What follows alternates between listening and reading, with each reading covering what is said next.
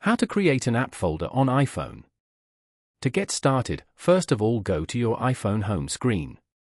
Then, long press on any empty area of the home screen until the icons start to wiggle and a minus sign appears on each app icon. Now, tap and hold the app you want to move and place it over any other app. As you can see, you have already grouped these two apps together. You can repeat this to add as many apps as you want to this folder. Now, open the folder. You can also change the name of this folder from above. Tap on the folder name. Type in the new name. Then, hit Done on your keyboard. Close the folder. Now tap on Done at the top right corner of your screen. Here, you can see you have successfully added multiple apps into one folder. This way, it will be much easier for you to locate your apps. So, no more unorganized applications or your phone. By following these simple steps, you can easily create an app folder on iPhone.